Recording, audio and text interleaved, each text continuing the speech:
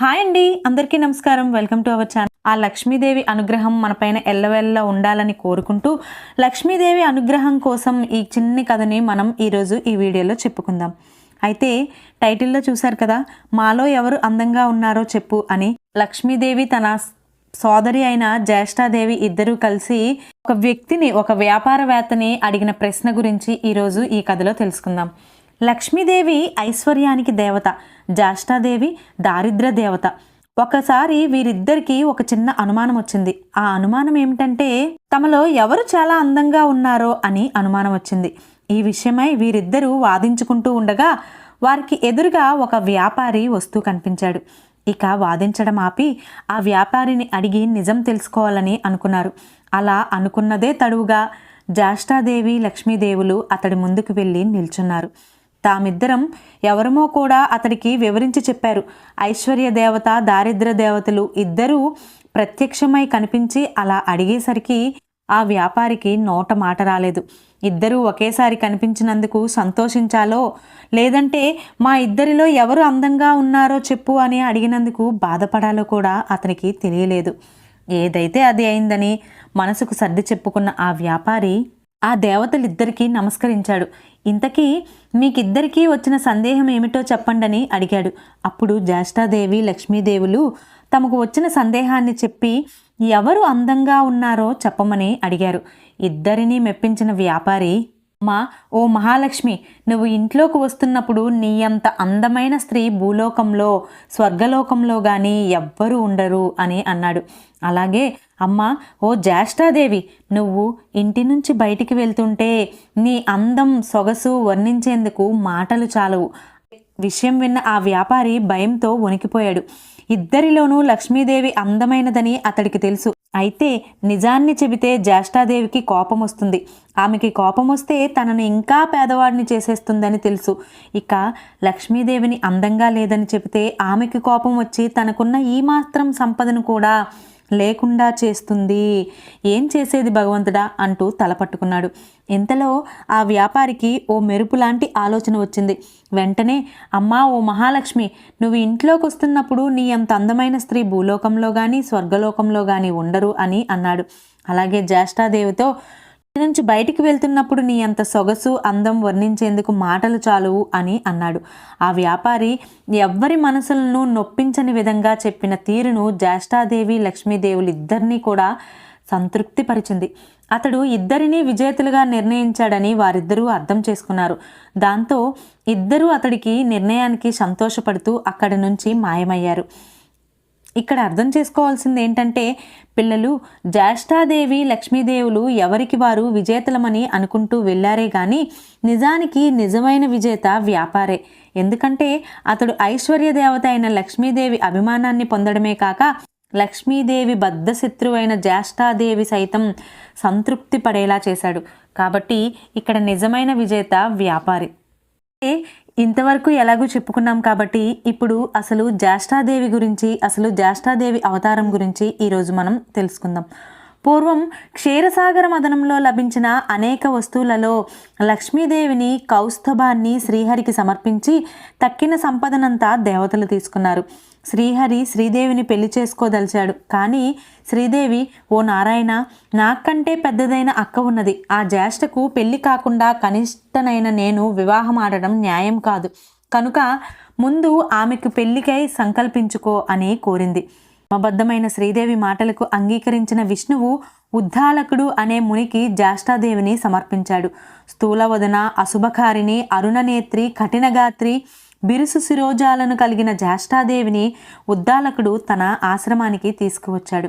అయితే నిరంతర హోమధూమ సుగంధాలతో, వేదనాదాలతో నిండిన ఆశ్రమాన్ని చూసి జ్యేష్ఠాదేవి దుఃఖిస్తూ, ఓ ఉద్దాలక, నాకు ఈ చోటు సరిపడదు. వేదాలు ధ్వనించే, అతిథి పూజా సత్కారాలు జరిగే, యజ్ఞయాగాదులను నిర్మించే స్థలాలలో నేను నివసించను. అన్యోన్య అనురాగం గల భార్యాభర్తలు ఉన్న చోట కానీ, పితృదేవతలు పూజించబడే చోట కానీ, ఉద్యోగస్తుడు, నీతివేత్త, ధర్మిష్ఠుడు, ప్రేమగా మాట్లాడేవాడు, గురువు పూజా దురంధరుడు ఉండే స్థలాలలోనూ నేను ఉండలేను. ఎక్కడ రాత్రింబవళ్ళు ఆలుమగలు దెబ్బలాడుకుంటూ ఉంటారో, ఏ ఇంట్లో అతిథులు నిరాశగా ఉసూరుమంటూ ఉంటారో, ఎక్కడైతే వృద్ధులకు మిత్రులకు సజ్జనులకు అవమానాలు జరుగుతూ ఉంటాయో, ఎక్కడైతే దురాచారాలు పరద్రవ్య పరభార్యాపహరణ శీలులైన వారు ఉంటారో అలాంటి చోట మాత్రమే నేనుంటాను.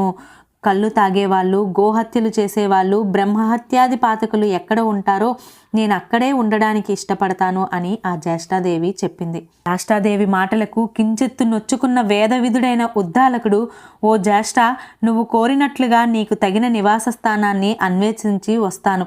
అంతవరకు నువ్వు ఈ రావి చెట్టు మొదట్లోనే కదలకుండా కూర్చో అని చెప్పి బయలుదేరి వెళ్ళాడు. భర్త ఆజ్ఞ ప్రకారం రావి చెట్టు మొదలులో అలాగే ఉండిపోయిన జ్యేష్ఠాదేవి ఉద్దాలకుడు ఎన్నాళ్ళకి రాకపోవడంతో పతి విరహాన్ని భరించలేక పెద్ద పెట్టున దూకసాగింది. ఆమె రోదనలు వైకుంఠంలో ఉన్న లక్ష్మీనారాయణుల చెవుల్లో పడ్డాయి.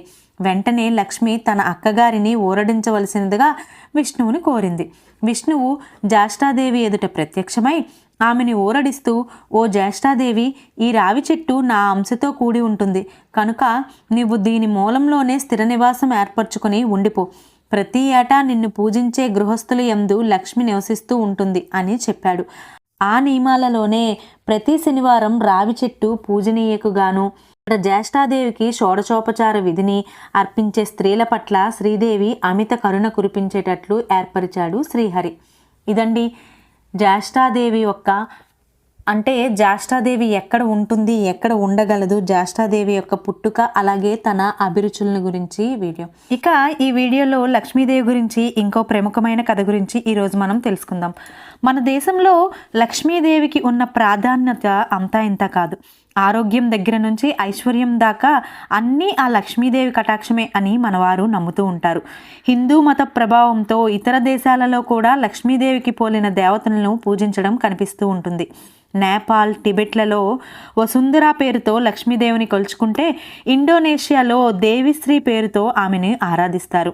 ఆ దేవిశ్రీ గురించి మరికొన్ని విషయాలు. ఇప్పుడంటే సంపదని బంగారంగాను డబ్బుగాని గుర్తిస్తున్నారు, కానీ ఒకప్పుడు సంపద అంటే ధాన్యమే. ధాన్యం సమృద్ధిగా పండితేనే రాజ్యాలు సుభిక్షంగా ఉండేవి.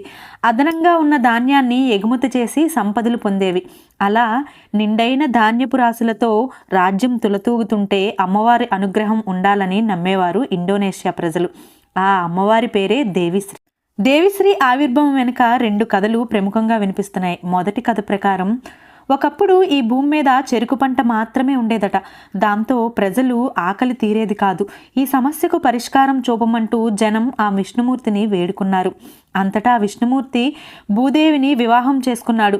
విష్ణువు స్థితికారకుడు, భూదేవి సాఫల్యానికి సూచన. ఈ ఇరువురి వివాహంతో ధాన్యం ఉద్భవించిందని నమ్మకం. ఇక రెండో గాథ ప్రకారం లక్ష్మీదేవి ఒక నాగదేవత కన్నీటి నుంచి ఉద్భవించింది. ఆమెను అంతా అల్లారుముద్దుగా పెంచుకోసాగారు. యవ్వనంలో అడుగుపెట్టిన ఆమెను చూసి సాక్షాత్తు ఆ విష్ణుమూర్తే మోహించాడు. కానీ దేవతలకు విష్ణుమూర్తి ఆమెను వివాహం చేసుకోవడం అసలు ఇష్టం లేదు. అందుకని ఆమెకు విషాన్ని ఇచ్చారు. అయినా కూడా ఆ తల్లి ఈ లోకానికి వరాలనే వసగాలనుకుంది. ఆమె దేహం నుంచి రకరకాల ఫల పుష్పాలు ఉన్న మొక్కలు ఉద్భవించాయి. వాటితో పాటు ధాన్యపు మొక్కలు కూడా ఉద్భవించాయి.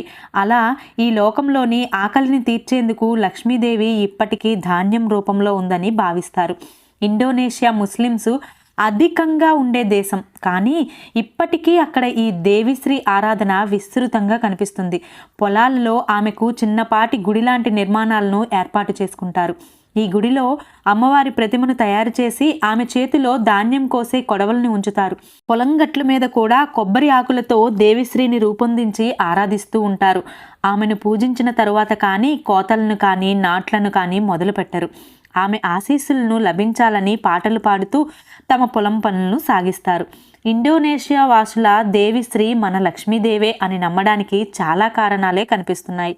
లక్ష్మీదేవిలాగే ఈమెకి కూడా శుక్రవారాలు ప్రీతికరమని అక్కడి ప్రజలకు నమ్మకం.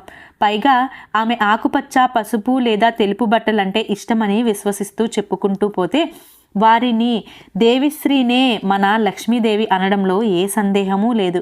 అయినా పేర్లు వేరు కావచ్చు, కానీ అమ్మ ఎవరికైనా అమ్మే కదా. సో ఆ అమ్మ కృప అందరికీ ఉండాలని కోరుకుంటూ ఈ వీడియోని ముగిస్తున్నాను. ఇదండి లక్ష్మీదేవి గురించి కొన్ని చక్కనైన భక్తి సమేత కథలు. సో ఈ వీడియో మీకు నచ్చిందని అనుకుంటున్నాను. నచ్చినట్లయితే తప్పకుండా లైక్ చేసి మీ ఫ్రెండ్స్ అండ్ ఫ్యామిలీ మెంబర్స్కి షేర్ చేయడం అస్సలు మర్చిపోవద్దు. Thanks for watching. మరో మంచి వీడియోతో మీ ముందుంటాను.